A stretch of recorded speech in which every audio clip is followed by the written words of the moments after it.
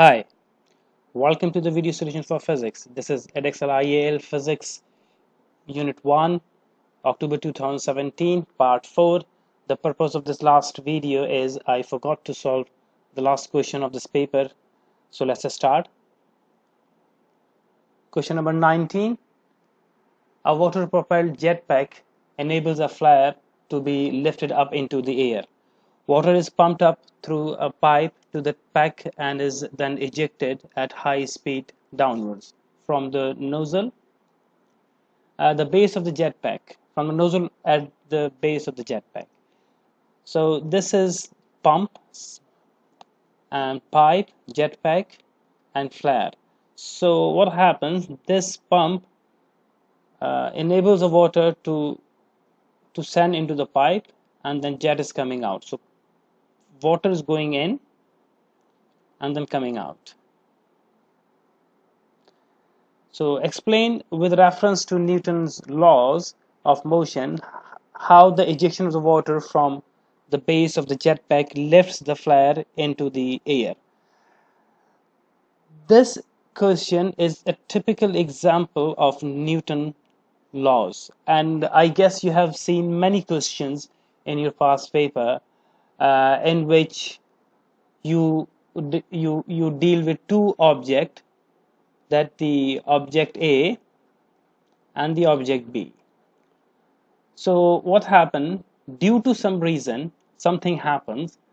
The object A applies force on object B. Then due to Newton's third law, object B applies force on object A. So, and this is due to Newton's third law. And due to this effect, we have some net force on object A. And due to this net force, we have acceleration as per Newton's second law. So this system accelerates towards A.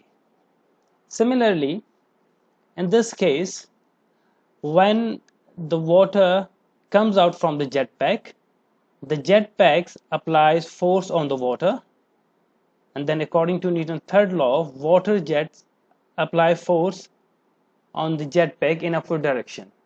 And due to this effect, we have net resultant force in upward direction. And this net force then produce an acceleration in upward direction. So jetpack moves upward.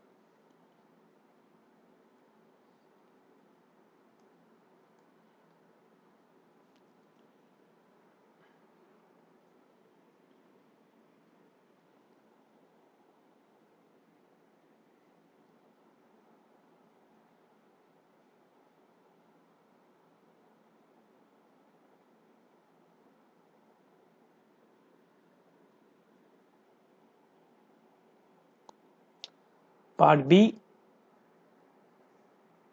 The flare, the jetpack, and the water contained in the jetpack at any instant can be considered to be a system. The diagram shows the force acting on the system.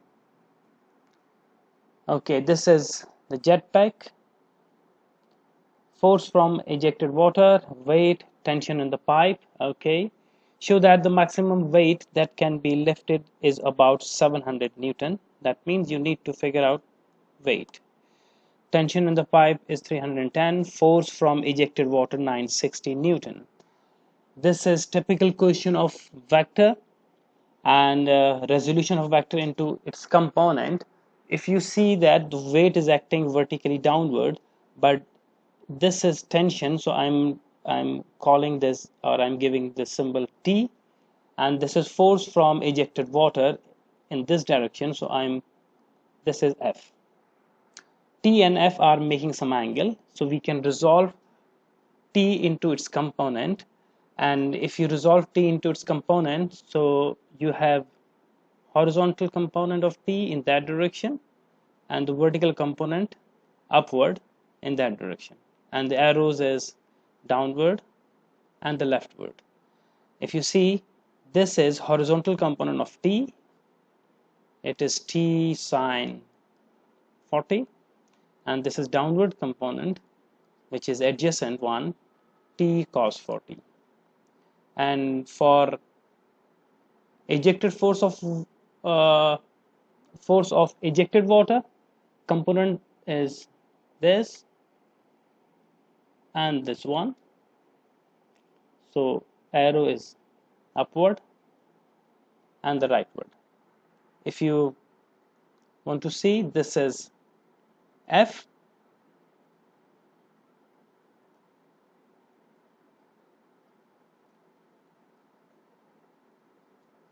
and this angle is 12 degree. So this one is opposite component F sine 12, and this upward component is F cos 12.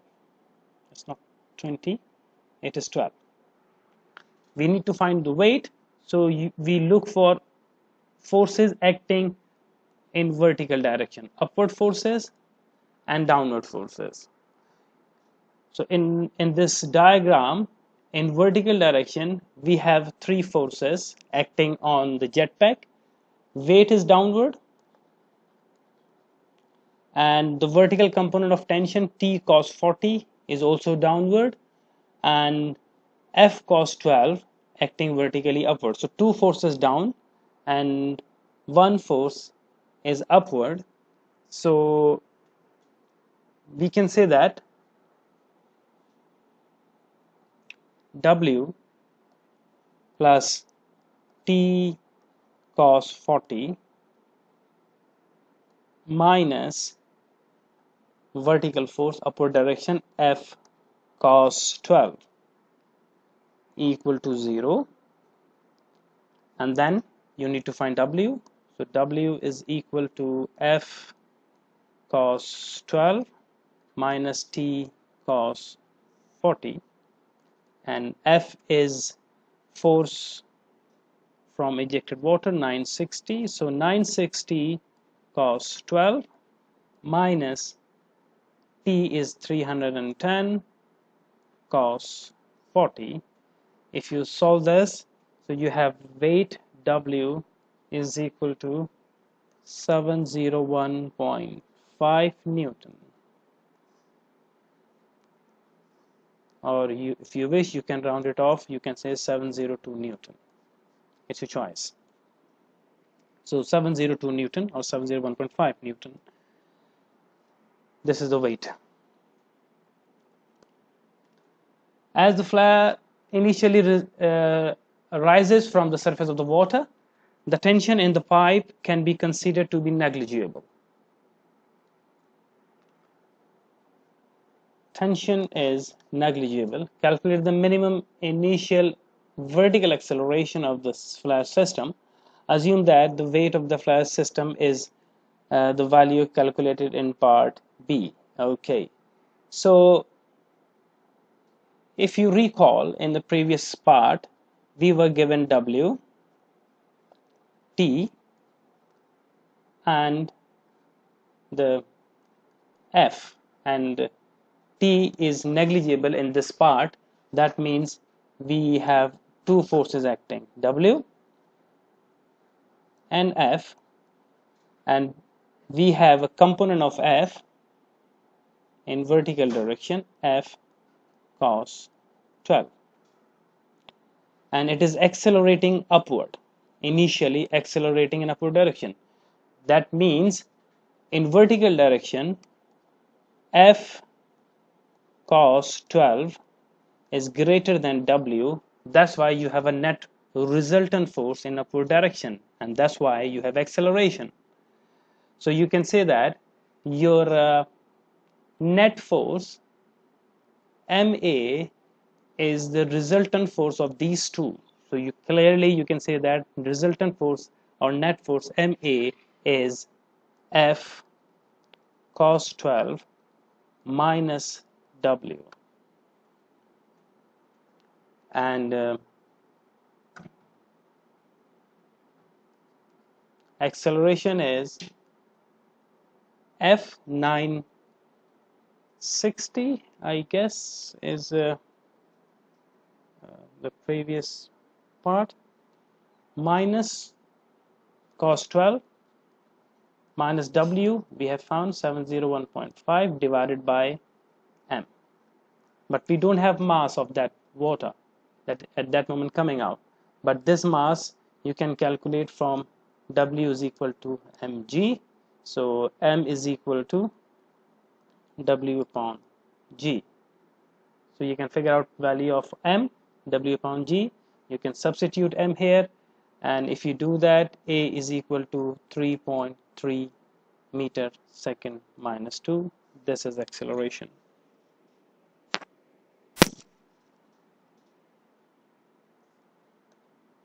C, the rate at which the water leaves the jet pack through the nozzle is 49 kg per second. This is the rate of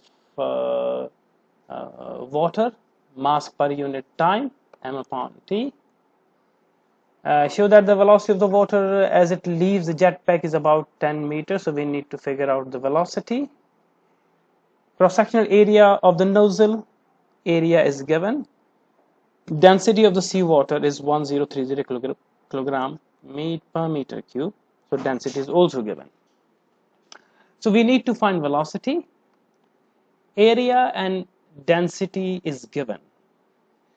There are two different approaches that you can use.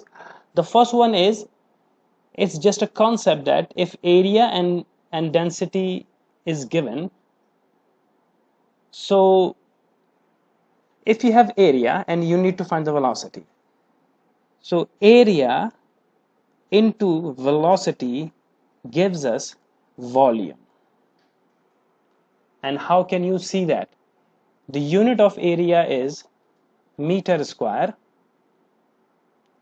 and unit of velocity is meter second minus 1. So if you see, if you multiply these two, so meter square and meter, it becomes meter cube second minus 1.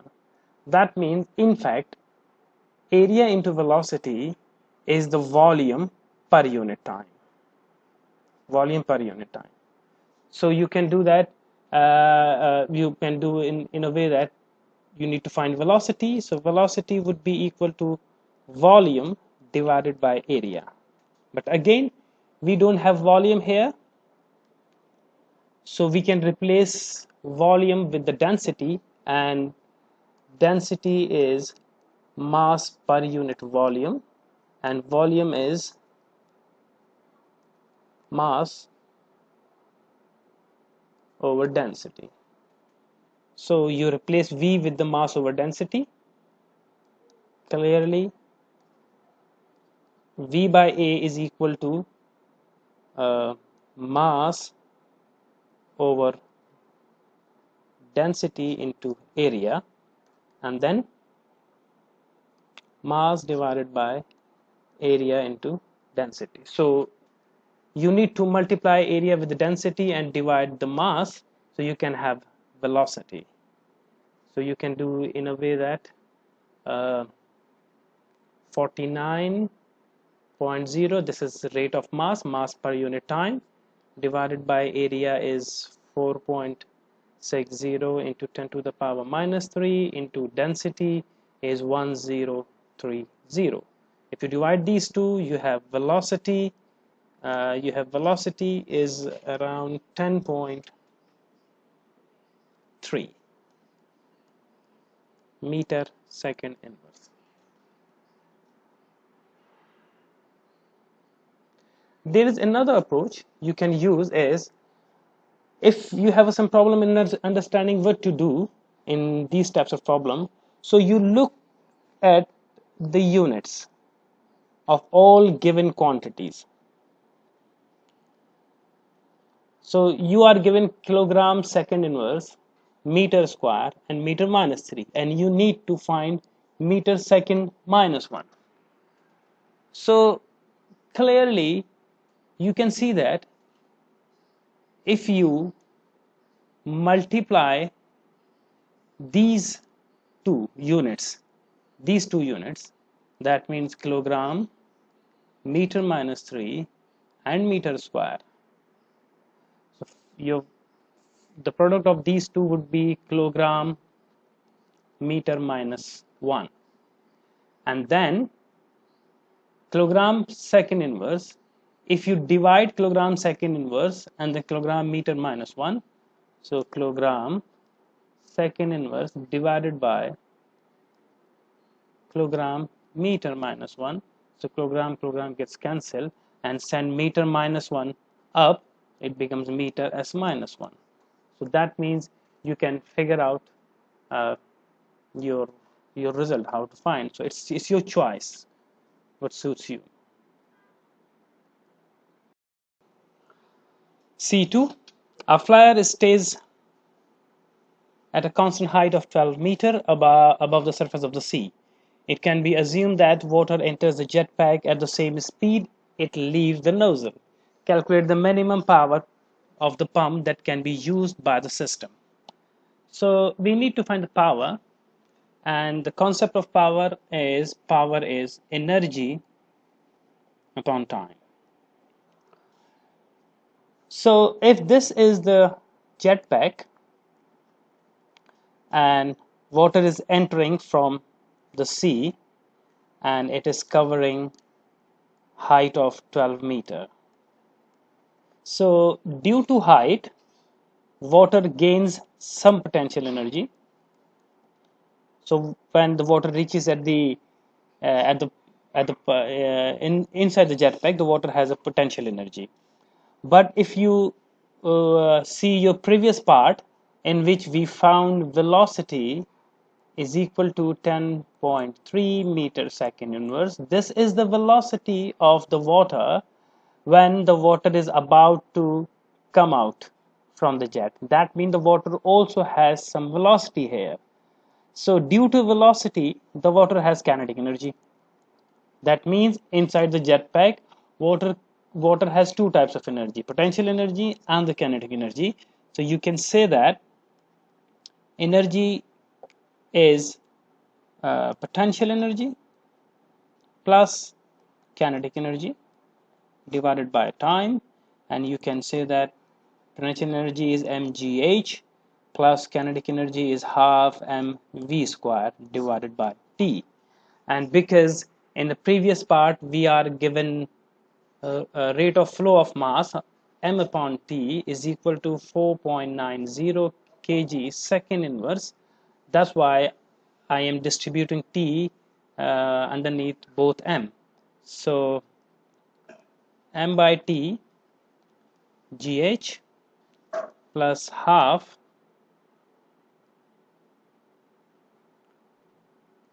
m by t v square, and now you can plug in all the values. So this is 49, 9.81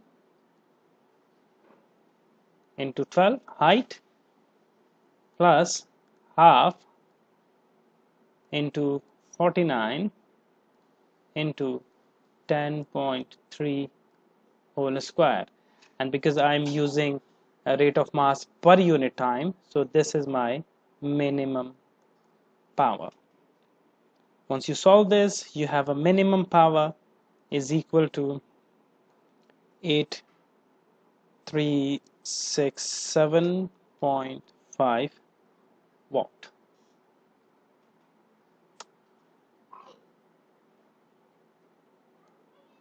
Thank you very much. Hope you enjoyed. Have a nice time.